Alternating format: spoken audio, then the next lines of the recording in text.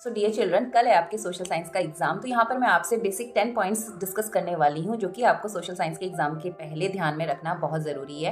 तो after entering into examination room तो आपकी एंट्रीज हो जाती हैं और आपको मिलता है क्वेश्चन पेपर, जिसको रीड करने के लिए आपको मिलता है 15 मिनट्स का time. So utilise these 15 minutes properly.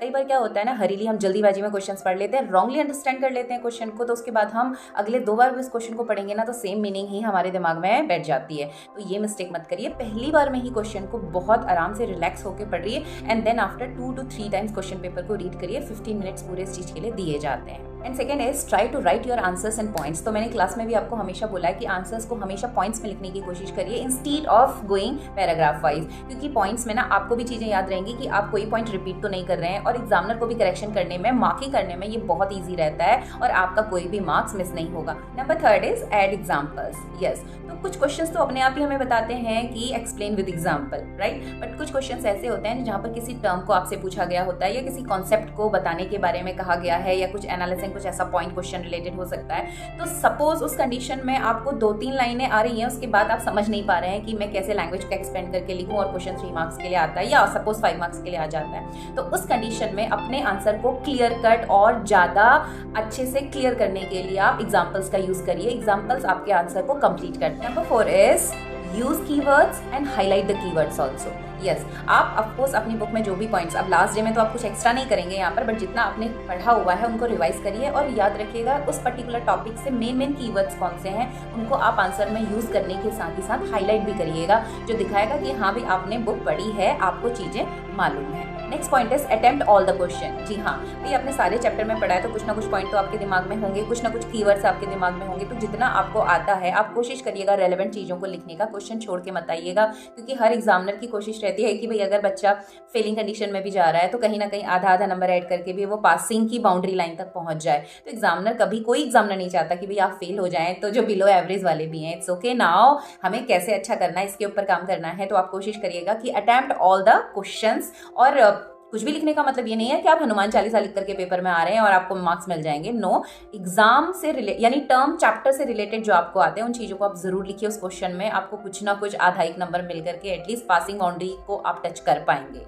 Next point is try to manage the sequence. Yes, आपके section A, B, C, D, E करके सेक्शंस रहते हैं पेपर में, तो कोशिश पहले तो ये करिए कि सीक्वेंस में ही करिए, जो नहीं आता है उसके लिए स्पेस छोड़ दीजिए और बाद में वापस उसी क्वेश्चन पे आकर के आप उसको सॉल्व कर सकते हैं। अगर एक्स्ट्रा लाइनें वहां पर आपने दे दी हैं, बच गई हैं, नहीं आ रहा है फिर उतना लंबा आंसर आपको, तो कोई बात नहीं, वो जो 4-5 लाइनें एक्स्ट्रा बचेंगी उसको आप सिंगल लाइन से कट कर देंगे। सिमिलरली सिंपली ऐसे एक सिंगल लाइन कट करेंगे, दैट्स इट, तो कोई प्रॉब्लम नहीं होती है। बट फिर भी अगर आप अलग अलग सेक्शन को चूज प्रेफर कर रहे हैं तो ध्यान रखिएगा कि जो भी सेक्शन आप ऑप्ट कर रहे हैं उसके सारे क्वेश्चन पहले आप ऑप्ट करेंगे। सपोज आपने ए सेक्शन ना करके पहले बी सेक्शन को ऑप्ट किया, तो बी सेक्शन के अंदर 4 क्वेश्चन हैं 2 मार्क्स के, तो आप पहले उन चारों को एक साथ करेंगे। उसके बाद आप डी सेक्शन में आ रहे हैं तो डी सेक्शन के अंदर जितने भी क्वेश्चन हैं उनको आप एक साथ करिए। अगर आपको लग रहा है कि मुझे इसमें थोड़ा सा सोचने की जरूरत है तो आप फिर से स्पेस छोड़ दीजिए उस आंसर के लिए और बाद में उसको कर सकते हैं। ऐसा ना हो कि आपने बी सेक्शन के 2 क्वेश्चन करे, फिर आप ई सेक्शन में आ गए, फिर आप सी सेक्शन में आ गए, फिर से बी सेक्शन में आ गए, तो इससे पूरा आपका पेपर ना खिचड़ी बन जाएगा। So you will be confuse कि कितने आंसर्स मेरे छूटे हैं, कितने हो गए हैं, और एग्जामिनर को भी आप कंफ्यूज करेंगे और वो इरिटेट हो जाएगा। इससे आपको ही प्रॉब्लम होगी, आपके मार्क्स इधर उधर हो जाएंगे। So be careful and opt proper sequence wise और सेक्शन वाइज। और जब आप सेक्शन ऑप्ट कर रहे हैं तो कोशिश करेंगे हम कि जो सेक्शन हम कर रहे हैं उसको एट अ सिंगल टाइम हम पूरा कर लें, मिक्सअप ना करें। Next is after completion of each particular section give the space of 2 line, जिससे आपका काम नीट एंड क्लीन लगे, और सेक्शन को हाईलाइटेड करके आप टॉप में लिख दीजिएगा बोल्ड, और उसके बाद 1 लाइन छोड़ के लिखिए ताकि आपकी कॉपी ना प्रेजेंटेबल लगे।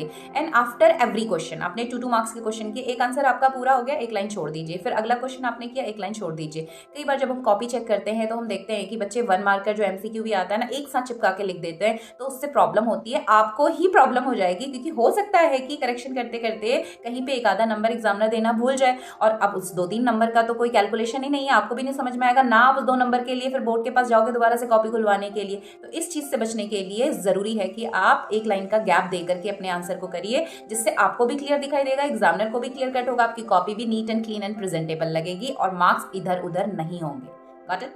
Next and very important topic is distribution of time. आप अपने सेक्शन को डिवाइड कर लीजिए और आज ही आप पेपर जब सॉल्व कर रहे हैं सैम्पल पेपर, तो आपको मालूम होना चाहिए कि किसको कितना टाइम देना है, और लास्ट का 15 to 20 मिनट्स आपको लास्ट रिकरेक्शन के लिए, रिवीजन के लिए, पेपर चेकिंग के लिए रखना ही रखना है। सपोज आपका एमसीक्यू है 20 मार्क्स का होता है, तो 24 मिनट से ज्यादा उसको देने की बिल्कुल भी जरूरत नहीं है, आपको 1-1 सेलेक्ट करना है। नेक्स्ट 2 मार्कर में आप जाते हैं, 4 क्वेश्चन आपके पास रहते हैं, तो 15 to 20 मिनट्स के अंदर में आपका पूरा हो जाना चाहिए, शॉर्ट आंसर्स होते हैं। If you talk about the 3 marker question, तो उसके लिए आप डिसाइड कर लीजिए कि इतने क्वेश्चन है तो मेरे को 30 मिनट से ऊपर तो बिल्कुल भी नहीं जाना है, उस टाइम फ्रेम में मेरे आंसर्स कंप्लीट हो जाने चाहिए। और जब आप आंसर कर रहे हैं तो उस टाइमिंग को भी सामने ध्यान में जरूर रखिएगा। आपके एग्जाम रूम में सामने वॉच लगी होती है, तो ध्यान रखिए, टाइम डिस्ट्रीब्यूट घर से करके चलिए और वहां जाते भी उन चीजों को रख लीजिए। आपका जो 15 मिनट्स का पेपर रीडिंग टाइम होता है, तभी उस ड्यूरेशन को माइंड में जल्दी से विदिन 2 मिनट्स आप डिस्ट्रीब्यूट कर लीजिए कि इतना इतने टाइम के अकॉर्डिंग करना है। और कुछ में आप 2 मिनट इधर 2 मिनट उधर कर सकते हैं, लेकिन ये जरूर ध्यान रखिएगा कि लास्ट के 15 मिनट्स आपके हाथ में होने चाहिए to revise your answer sheet.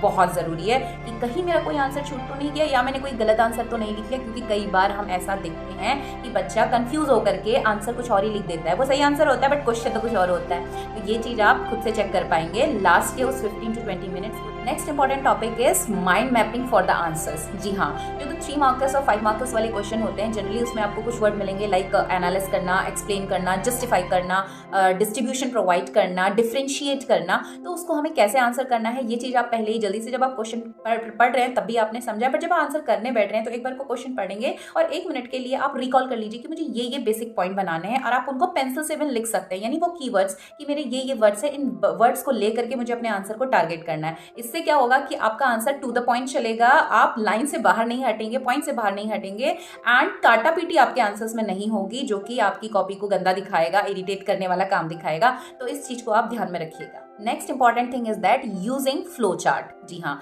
कभी कभी क्वेश्चन ऐसे होते हैं जो 2 मार्क्स और 3 मार्क्स में आ जाते हैं और काफी लेंदी उसका आंसर होता है, तो अब हम ये नहीं समझ पाते कि इस आंसर को मुझे सिर्फ 3 मिनट 4 मिनट देने हैं और उसी में मैं इतना पूरा आंसर कैसे लिख पाऊंगा। तो उस कंडीशन में आप आंसर को पैराग्राफ के कंपैरेटिवली आप वहां पर पहले तो पॉइंट्स बनाएंगे, और कुछ इस तरह का क्वेश्चन है like discuss about the ethnic composition of Sri Lanka और बेल्जियम। तो अब इसमें बहुत सारी चीजें हैं, हम लिखें क्या क्या, और क्वेश्चन में भी आपको ये नहीं पूछा है, बताया नहीं है कि लिखना क्या क्या है, आपको बोल दिया है कि एथनिक कंपोजिशन ऑफ श्रीलंका। तो आप इस तरह से फ्लो चार्ट को यूज कर सकते हैं, जिससे आपका आंसर प्रेजेंटेबल भी लगेगा और आपको पूरे नंबर ही मिलेंगे। आप शॉर्ट में सारी चीजें इस फ्लो चार्ट के थ्रू बता सकते हैं और कंक्लूडिंग एक लाइन आप इंप्रेसिव से डाल सकते हैं। Last important topic is about the map skill. तो कई बार हम देखते हैं कि बच्चे क्या करते हैं, जो मार्क करने होते हैं स्टेट, उनको वो आंसर शीट में लिख देते हैं, तो आंसर शीट में आपको मार्क्स नहीं मिलेंगे, आपको मैप में ही उसे मार्क करना है। For example, Jallianwala Bagh massacre पूछा गया है, अमृतसर में हुआ था, तो बच्चे उसको मैप में मार्क ना करके आंसर शीट में जो रूलिंग वाली लाइन आपकी कॉपी है उसमें लिख देते हैं, तो उसमें नंबर नहीं मिलेंगे। वो आपको मार्क किया हुआ है, लाइन आपको वहां दी, आपको वहीं पे लिखना है, उसी पे आपको मार्क मिलेगा।